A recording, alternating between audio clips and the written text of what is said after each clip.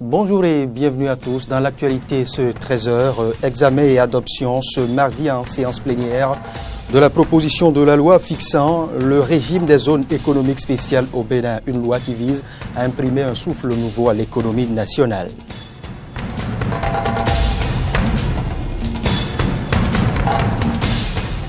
Et puis le gouvernement de la rupture a-t-il changé de stratégie de communication? C'est une interrogation dans ce journal. Les appréciations des populations sur la présence remarquée du président de la République, Patrice Athanase Guillaume Talon, sur différents médias. Et puis au Cameroun, quel sera le sort du journaliste correspondant de la radio France Internationale en langue Haoussa dans le nord Cameroun, visé par des attaques du groupe nigérien djihadiste Boko Haram? On le saura ce 20 avril, date à laquelle son affaire a été mise en délibéré.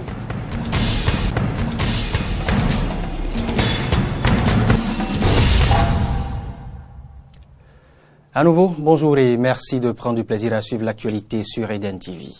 Je vous l'annonçais au sommaire, les députés ont examiné et adopté ce mardi en séance plénière la proposition de la loi fixant le régime des zones économiques spéciales, une loi importante pour booster l'économie nationale à partir des investisseurs de nos zones franches. Le point sera fait par Amen Didier Ompenoudi et Romaric Devoshi. Cette proposition de loi fixant le régime des zones économiques spéciales a été examinée de fond en comble par les députés réunis en séance plénière. Sous la houlette du président de l'Assemblée nationale, Maître Adrien Ngwedi, et de la commission du plan et de l'équipement que préside Jean-Michel Abimbola, les 5 titres de ce texte de loi ont été passés au peigne fin. La loi sur les zones économiques prévoit quelques conditions d'octroi d'agrément aux investisseurs délivrés par la société d'aménagement de gestion qui sera ainsi créée. La commission a été précise sur l'incitation qu'il faut dans les conditionnalités pour attirer les investisseurs. Le président de la commission, Jean-Michel Abimbola. Nous sommes dans une compétition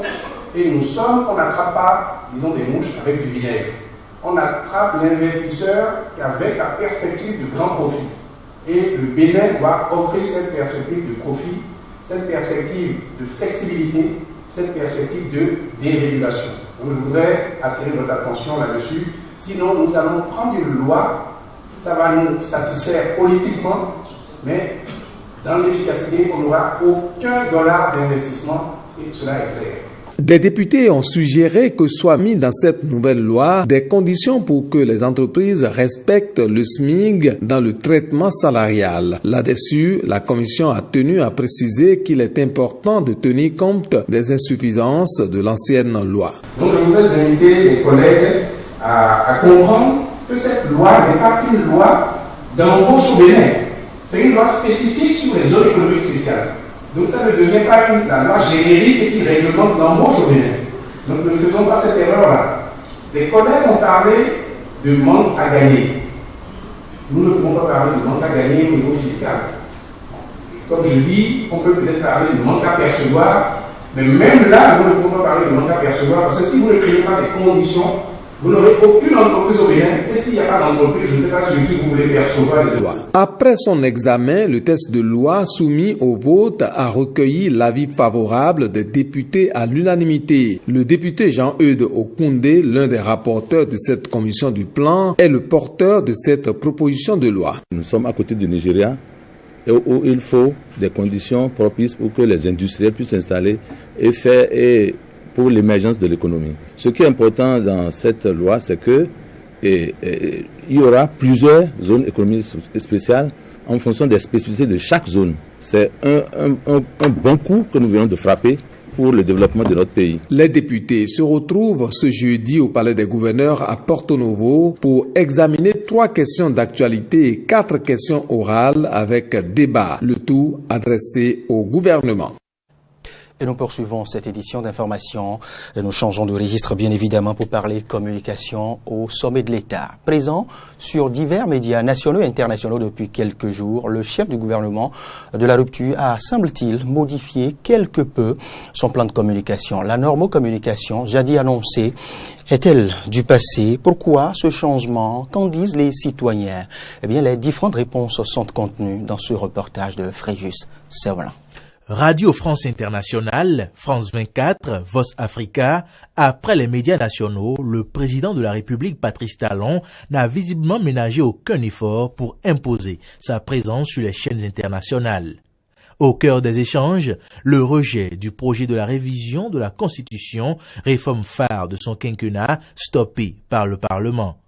Un résultat que le chef de l'État impute entre autres à la désinformation et à l'intoxication entretenue selon lui sur certains médias. Patrice Talon quitte ainsi son silence habituel. Les citoyens, quant à eux, se font une idée sur les raisons qui fondent ce passage de la normocommunication à celle qui semble dorénavant lui succéder. Le RFI disait qu'on n'a pas pu faire la révision de la Constitution parce qu'il n'y avait pas eu de communication autour. Donc peut-être qu'il a pensé qu'il serait mieux de faire un peu de la publicité autour de ces actes pour pouvoir se faire voir un peu et se faire entendre un peu par la population. Bon, sûrement c'est ce qui peut expliquer cela parce que le fait de rester dans la normocommunication fait que la population ne comprend pas en fait ce qu'il fait. Or, il travaille dans l'ombre, mais on n'arrive pas à le suivre. On est passé de la normocommunication à l'hypercommunication juste parce que d'une manière ou d'une autre, le président n'a peut-être pas supporté ce qui s'est passé et il culpabilise peut-être sa communication, sa stratégie. Et de ce fait-là, ils se sont lancés dans une guerre communicationnelle qui ne dit plus son nom. Comment les citoyens apprécient ce qu'ils appellent l'hypercommunication? Les avis sont partagés. Bon, moi je vois que c'est mieux parce qu'actuellement on le comprend mieux. Après qu'il ait fait l'interview à l'RTV, j'ai constaté que beaucoup de personnes qui sont même avec moi et qui étaient contre toutes ces réformes sont revenus dans ce camp.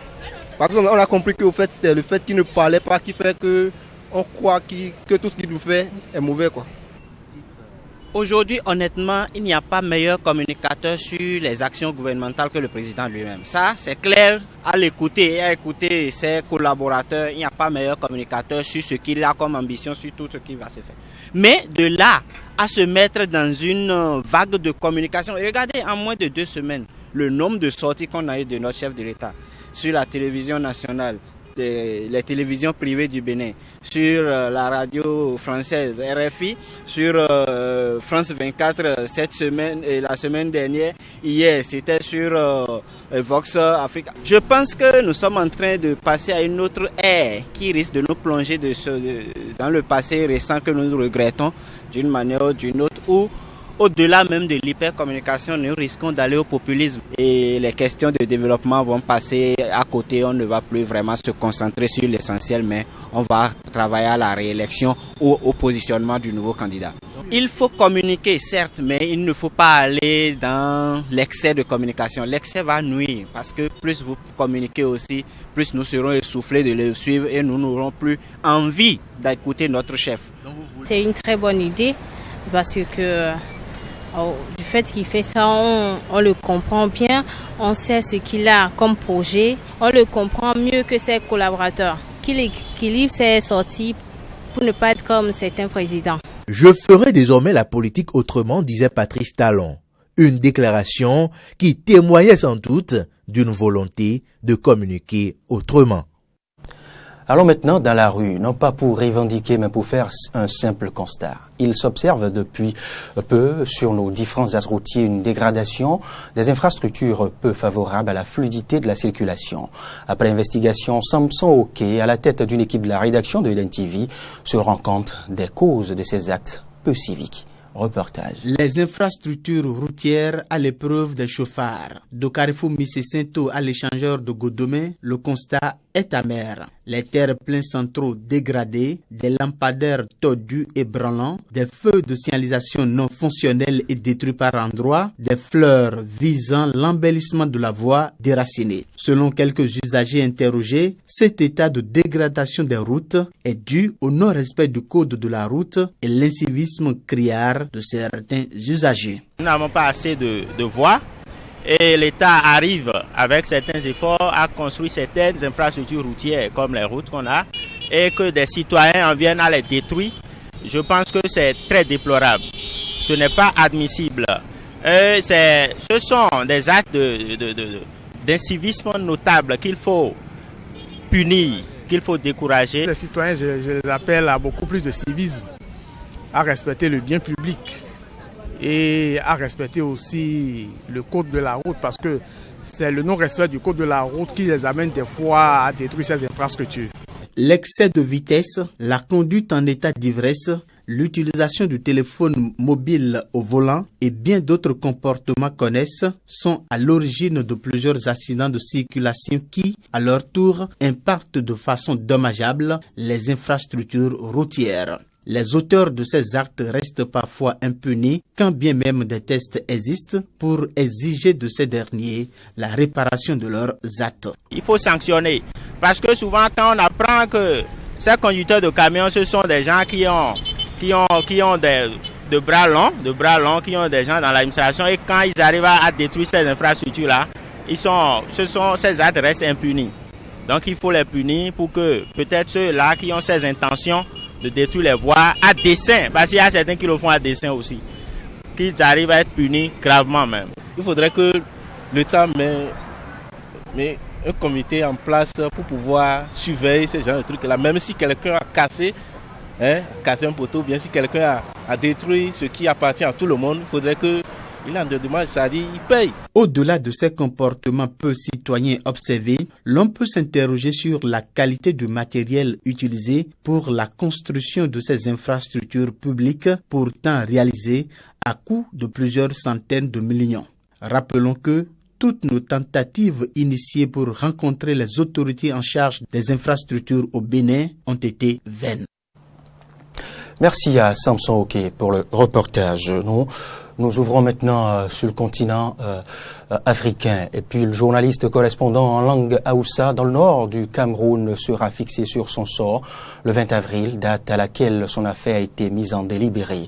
Lors de l'audience tenue la semaine écoulée, plus précisément jeudi dernier, le commissaire du gouvernement représentant le parquet est allé jusqu'à réclamer la peine de mort alors que la loi ne prévoit pas de réquisition de peine avant une éventuelle reconnaissance de culpabilité, a annoncé vendredi la Radio France Internationale dans un communiqué. Le réseau des défenseurs des droits de l'homme en Afrique centrale réclame sa libération pure et simple et l'abandon de toute poursuite judiciaire. Suivez ici quelques précisions. Donc j'étais confiante en me disant, il va sortir. Je lui ai même dit, nous sommes dehors, ne t'en fais pas, il n'y a pas grand-chose. C'est un jeune qui est tout à fait perdu. Il ne sait pas ce qui lui arrive, il ne sait pas ce qu'il est, il ne sait pas ce qu'il fait. Quand il parle avec vous, vous sentez qu'il est ailleurs, il se dit, mais mon Dieu, pourquoi moi? Et si vous n'avez pas, si vous n'êtes pas fort, vous ne pouvez pas ne pas fondre en larmes. Nous réclamons non seulement la libération pure et simple, mais l'abandon de toutes les poursuites judiciaires parce que le dossier n'a rien. Et la réparation parce qu'il a subi les tortures à la DGR pendant plus d'un mois. Il a été torturé, tout le monde le sait, avec des blessures. Il est traumatisé, il a un traumatisme psychologique. De quoi qu'est-ce qu'on lui reproche exactement? C'est d'autant plus qu'il parle en langue Haoussa. Il faut bien que les faits de son inculpation soient établis. Il s'agit là d'un cas flagrant d'atteinte à la dignité personnelle. Un cas de torture pratiquement parce que le gars est pratiquement défiguré. On ne peut plus le reconnaître, il est méconnaissable. Donc il faut qu'on fasse quelque chose. Toujours sur le continent africain, le plus vieux président de la planète, le président zimbabwéen Robert Mugabe, célébrait ce mardi le 37e anniversaire de son pays. À l'occasion, il n'a pas manqué de lancer, comme à sa bonne habitude, un pic à ses détracteurs. Je cite, « Nous sommes les maîtres de notre propre destinée », ainsi se prononçait Robert Mugabe lors d'un énorme rassemblement dans la capitale Harare. Suivez-le ici.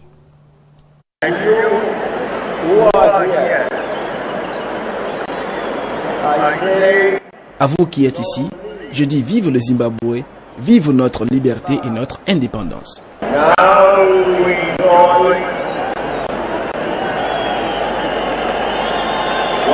Maintenant, nous apprécions ce que nous avons atteint, les fruits de notre indépendance, la possession et la propriété de nos terres et de nos ressources naturelles, et nous pouvons maintenant nous appeler maîtres de notre propre destinée.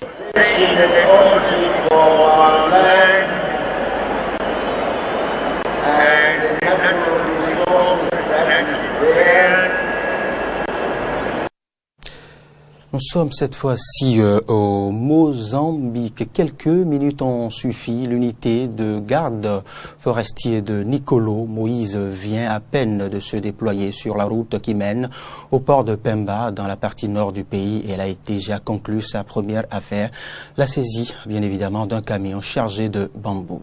Reportage. À peine arrivé au poste de contrôle, ces inspecteurs forestiers mozambicains arrêtent un chauffeur. Il vient d'acheter quelques tonnes de bambou le long de la route pour les revendre, alors qu'il est interdit de couper ou de transporter du bois de janvier à juin. Le gouvernement a mis en place ce moratoire et beaucoup d'autres mesures depuis 2015 pour préserver les forêts riches en bois précieux. Mais les inspecteurs se sentent un peu dépassés. Quand la police n'est pas là, les camions ne s'arrêtent jamais. Nous n'avons pas assez de moyens, pas assez de personnel. Presque tous nos inspecteurs sont concentrés dans les villes. Nous ne pouvons pas les envoyer dans les zones de coupe, là où il y a le plus d'infractions. C'est comme si nous avions les jambes coupées.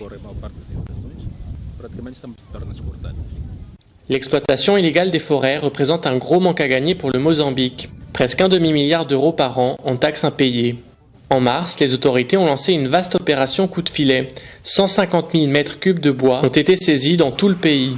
Les 3/4 des entreprises inspectées ont reçu des amendes pour un total de plus de 2 millions d'euros. L'un des défis que nous avons, c'est que nous devons nous battre contre le crime organisé. Nous avons découvert que l'exploitation forestière illégale est souvent liée à d'autres trafics. Leur capacité à corrompre notre système est très élevée. Cet opérateur chinois affirme tout faire dans les règles. 5 inspecteurs de différents services assistent au chargement des containers destinés à l'exportation. Mais le plus souvent, le bois qui arrive en Chine n'est jamais officiellement sorti du Mozambique. Pour éviter la triche et soutenir l'industrie locale, il est désormais interdit d'exporter le bois en tronc, qu'il soit précieux ou pas. Il doit d'abord être transformé sur place. Je pense que c'est une bonne mesure, car cela va créer plus de travail localement. Mais tout le monde n'a pas la capacité d'investir dans les équipements. C'est la grosse difficulté. Les scieries et menuiseries auront du travail au moins ces prochaines semaines. Tout le bois saisi récemment va servir à fabriquer du mobilier scolaire. Mais pour certains arbres, comme le pao ferro, très prisé en Chine, il est sans doute trop tard. Ce bois rare est quasiment éteint. Et c'est en Guyane que nous allons mettre un terme à ce point de l'actualité sur Eden TV, connu sous le nom pour la Guyane décollée, ce qui signifie en français pour que la Guyane décolle, le collectif dont l'idéal consiste à se battre pour exprimer des revendications d'ordre sécuritaire, économique et social, pour permettre un décollage, pour permettre à ce pays de rattraper, j'allais dire, son retard vis-à-vis de l'Hexagone, eh bien, a annoncé mardi soir avoir reçu une réponse du gouvernement à qui il a envoyé dimanche un projet de protocole d'accord pour tenter de mettre un terme à ce conflit social. En voici quelques détails. Aujourd'hui, ces 5 points sont quoi? Valider donc les 1 milliard qui nous ont été octroyés, en sachant que c'est une compilation de fonds qui avait déjà été accordés il y a déjà un certain nombre de mois, avec un rajout de quelques millions d'euros. Donc ça, on voudrait verrouiller ces fonds en montrant que nous ne sommes quand même pas dupes, mais nous le prenons. Deuxièmement, nous voulons réouvrir la discussion sur les 2,5 milliards de façon à voir les urgences des urgences. Le troisième point, c'est que pour que ce territoire se développe, il nous semble important, comme aux Antilles, qu'on ait la responsabilité du foncier et de la totalité du foncier. Donc ça, c'est une discussion importante pour nous. On est là depuis le début du mouvement, avec tous les collègues et tout. On se relaie, on fait le nombre de temps qu'on peut en fonction de nos disponibilités. C'est pas toujours facile, mais bon, on se motive les uns les autres parce que c'est pour le bien de la communauté. C'est tout pour ce point de l'actualité sur Eden TV. Merci pour la fidélité, pour le contrat de confiance que vous ne cessez de nous renouveler. Bon appétit, à très vite.